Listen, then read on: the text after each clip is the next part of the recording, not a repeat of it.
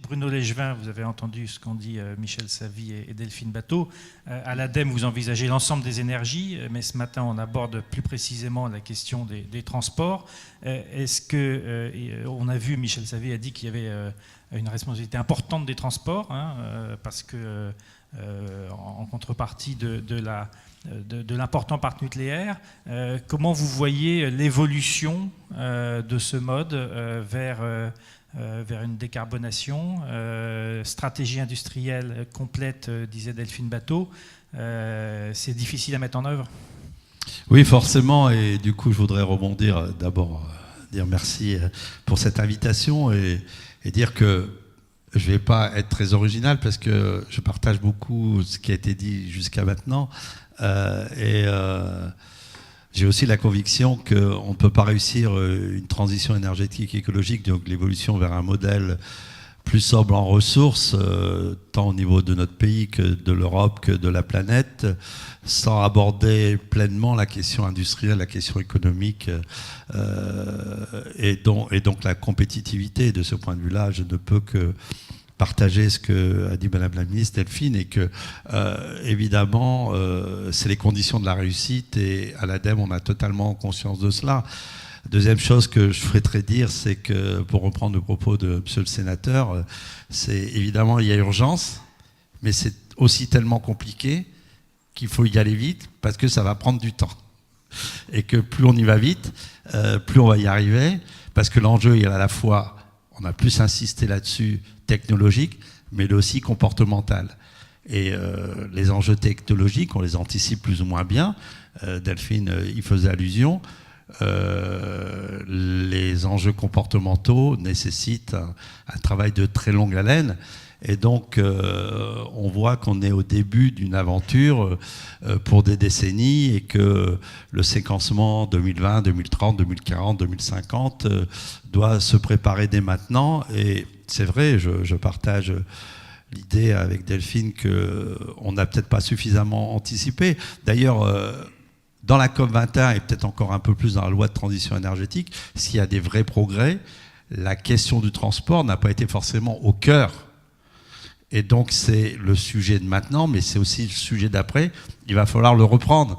Et en termes de vision industrielle, de stratégie industrielle, moi je dirais on a déjà un bouquin là, on a une base, on a les fondamentaux, à nous en saisir pour justement construire cette vision industrielle et considérer que les solutions, elles sont multiples, diversifiées, qu'elles sont technologiques, qu'elles sont comportementales et que nous devons, de ce point de vue-là, les prendre dans leur globalité, dans leur cohérence, parce que, évidemment, le transport a un impact considérable sur les émissions de CO2. Et au niveau de l'ADEME, vous savez qu'on a travaillé sur des scénarios prospectifs il y a maintenant un peu de temps, et on voit bien que les enjeux sont considérables, ils sont compliqués, que l'innovation, elle est nécessaire. On développe des politiques publiques au travers des investissements d'avenir. Le PIA, depuis 2010, au niveau du transport du futur, c'est 1 milliard d'euros en termes d'investissement potentiel, c'est 200 projets, qu'il y a des solutions multiples. Que ce soit au niveau du véhicule thermique avec le 2 litres au 100 en 2030 via l'allègement du véhicule, mais aussi l'hybridation, mais aussi développer des carburants alternatifs. Et moi, je partage tout à fait l'idée que la question, c'est le bon objet pour le bon usage, et que si, par exemple, on sait que le véhicule électrique a, en termes de fabrication, un impact très important, on peut le compenser uniquement par un usage assez massif, partagé, et donc c'est pas pour n'importe quel usage, c'est pas pour n'importe quelle flotte, et donc ça démontre qu'il n'y a pas de solution unique. Bon, dans la loi de transition énergétique, il y a un objectif très ambitieux de 7000 bornes de recharge. Je ne sais pas si on va y arriver. La question, c'est est-ce que c'est le bon chiffre? Est-ce qu'il faut faire beaucoup de bornes de recharge pour susciter l'envie pour avoir des véhicules électriques? À cet dimensionnement-là, je ne sais pas. On disait on n'a pas de chiffres. Delphine disait d'objectifs. En fait, c'est quand Fillon était Premier ministre, il y a eu un objectif de 2 millions de véhicules électriques à l'horizon 2020, me semble-t-il. On n'est qu'à 100 000.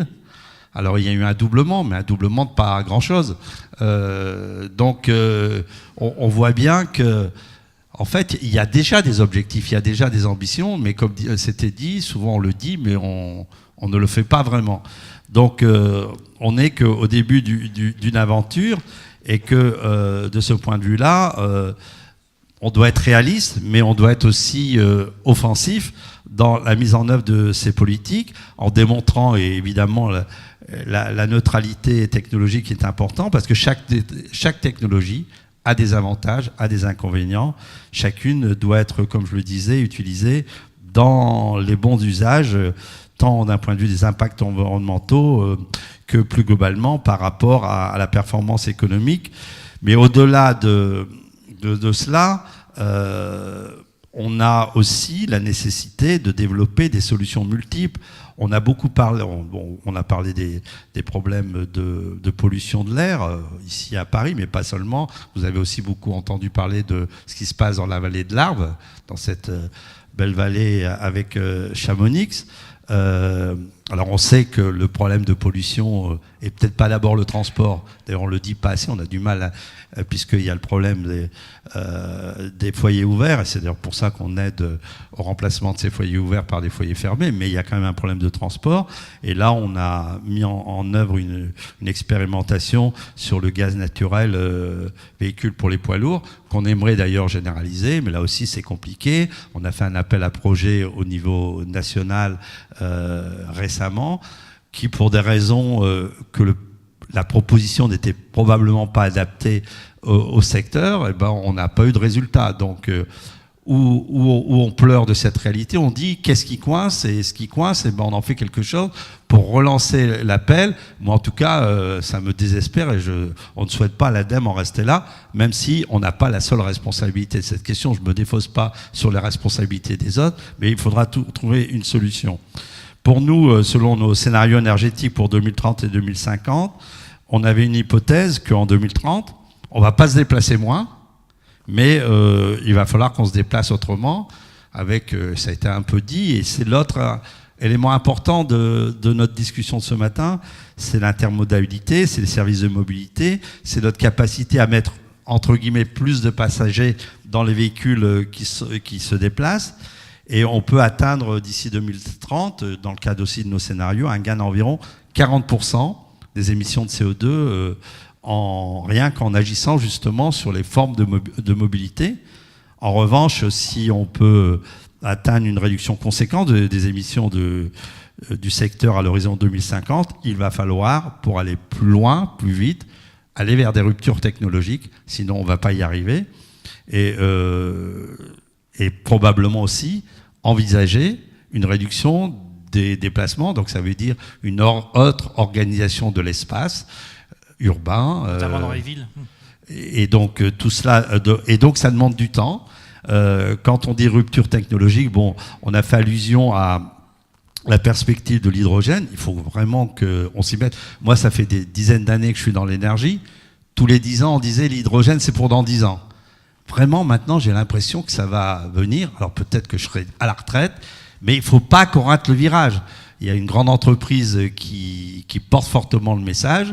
On doit être au rendez-vous. On a fait allusion Delphine à Air Liquide. Je veux dire, c'est pas possible. Mais ça ne veut pas dire que la solution, c'est l'hydrogène.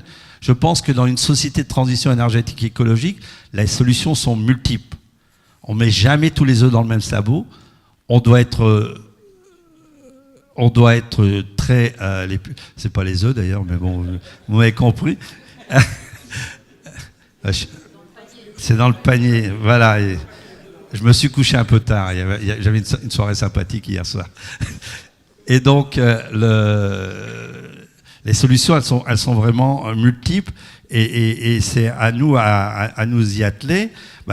En plus, ce qui est quand même intéressant, c'est qu'il y a des tendances qui maintenant s'inscrivent dans nos scénarios. Je veux dire, les problématiques de l'usage plutôt que de la propriété, tu l'as dit aussi Delphine, on doit s'en saisir. Et quelque part, bien sûr, les industriels, les politiques publiques doivent faire leur job, mais on a une chance extraordinaire, c'est les comportements sont déjà en train d'évoluer, les nouvelles générations sont en train d'évoluer, le numérique doit être au service de ces évolutions, et je crois qu'on ne peut que se réjouir du fait que justement on est plutôt orienté usage et que la possession se fissure, et on ne doit pas avoir peur de cette réalité.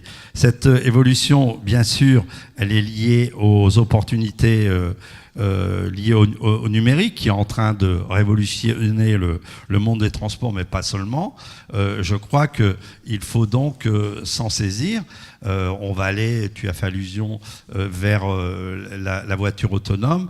Autant d'enjeux qu'il nous faut porter pour justement ne pas agir dans la brutalité, mais dans l'anticipation. Progressivement, on est bien là aussi dans la transition, et que plus vite on s'y met, plus vite on partage. Et je crois que cette réunion d'aujourd'hui montre qu'il y a beaucoup de points que nous partageons, même si après il y a des sensibilités, il y a des questions de rythme. En tout cas, ça ne peut pas se faire contre l'économie, contre le monde industriel, contre la population. On propose, y compris par ces évolutions, un monde désirable, un monde qui crée de la valeur. Sinon, on n'y arrivera pas, et donc c'est la condition de la réussite. Merci beaucoup Bruno Legevin pour ces quelques mots.